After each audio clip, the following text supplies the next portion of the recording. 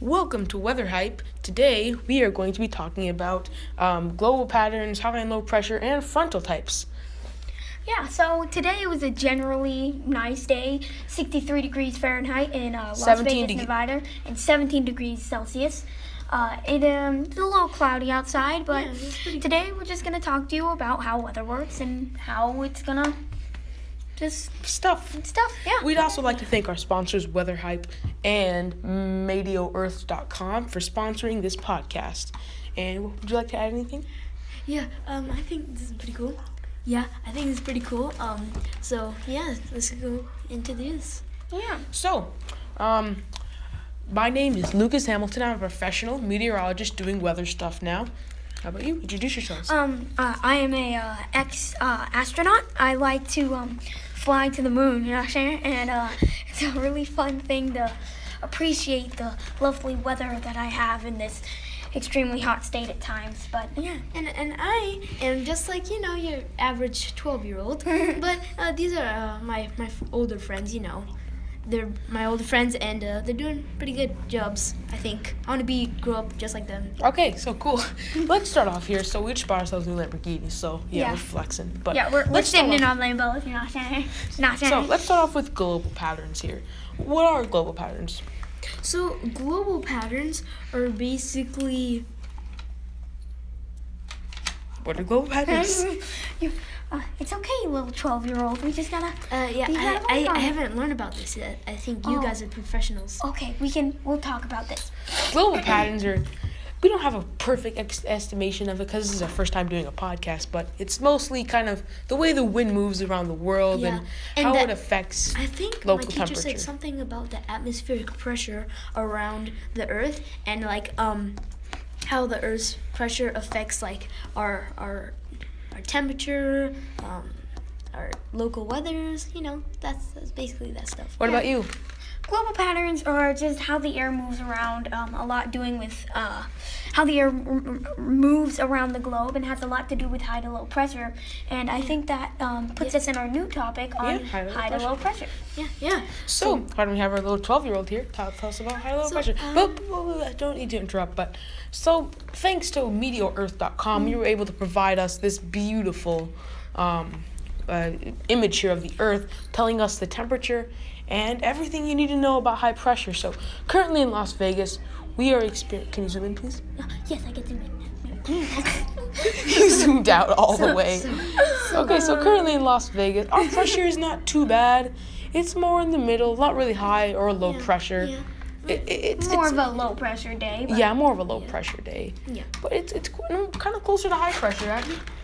Low, high 63 pressure. degrees, pretty cloudy. Quite in the middle. Now, Yeah. of course, we do not know what we're talking about, but we're just going to give it our best guess. So, right now... Wait, guys, my teacher told me about something, like frontal... Oh, Well, we're not there yet. We're not there we'll yet. talk about that But later. as you know, high and low pressure comes in the symbol with a big fat H. Do you know what color? I think it's red. No, not red. I think it's blue. Blue H? Blue H? It Blue is H. a blue H, And there low you go. pressure comes in a big fat L that he just took, comes in red, just like your shirt. Yeah. Because So- it goes from high to low. High to low, baby. So, also about high to low pressure, let's just say what they are. What is high pressure? So high pressure is like it's pretty sunny, nice, warm, nice weather, Yeah, but, well, it's not always warm high pressure. Yeah, it could be. But it's more like high pressure is not really much clouds. Yeah. Because high pressure happy, H Sunny. happy, just like our teacher said. And, what about you? Low pressure. Low pressure is more of a drowsy day. It's more cloudy, rainy. It could be warm on a low pressure, but it's not very common. And starting with that or ending that off, I guess. Can we talk about fronts now? Well, Yeah. really quickly, I just would like to say something about this high and low pressure thing. Technically, if we go back to our Meteo Earth here, this is something not really about high to low pressure, but it's more about barometric pressure. Yeah. Because this is what our map here shows about barometric pressure. And I seen this thing where it's like filled with red stuff, and like my teacher said, it's measured in inches. Then I learned, Inches of what? I think it's inches of mercury. HG, mercury. Yeah, HG. What's HG? HG is mercury. in the scale Yeah, sciencey the thing. the Periodic table or something? Yeah, the mercury in the periodic. You know what I'm saying? Yeah, but So Yeah. now to talk about warm fronts. so I have a book here with me telling us all about warm and cold fronts. Yes. So, pretty much, warm and cold fronts are pretty just kind of like cold fronts on a weather map are pretty much a long blue line With of spikies. blue triangles, and whatever direction the triangles are facing is the direction they're going to be going in. That's pretty much a cold front. Tell us about a warm front, Jaden. A warm front is with my handy dandy notebook here. A warm front is a great thing because it makes us feel happy inside.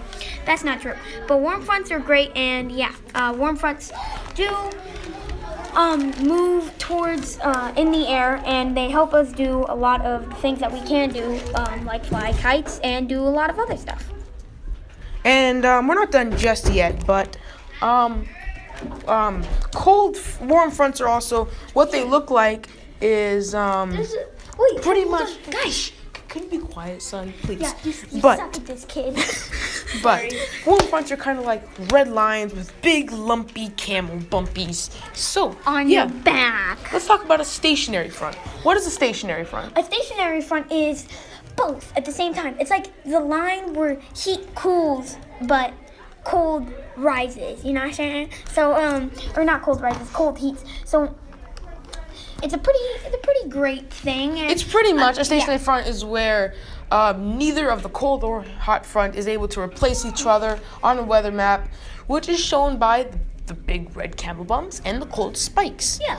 And And to remember let's talk about an occluded front now. an included Now, front. this is something we did not get. What's this? I don't know what this is. An What's what? included front. An occluded front is all purple with camel bumps and triangle.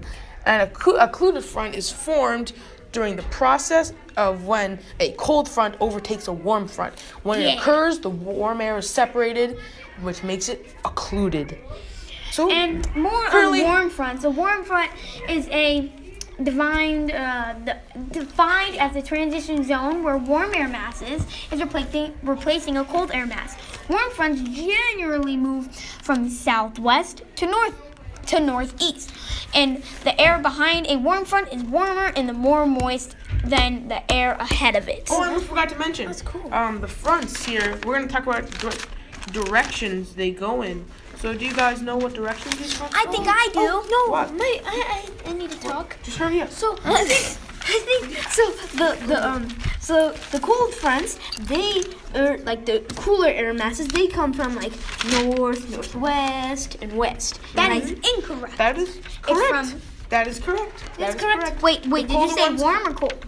Well, cold. And then Oh, the- I thought he said the warm. warm Okay. ones tend to come in from the south, southeast, and east. So, Yep. sadly, that is all the time we have because we were way overdue time. Actually, I don't know about that No, one. I'm sorry. We were actually way over time. I need to So do yeah, my this has research. been Weather Hype, everybody. Hope you enjoyed the podcast. Once again, This is our thank first you for podcast. Weather Hype for sponsoring. This is thank you to Media Earth Weather Hype and from our purple Lamborghinis we're pulling up.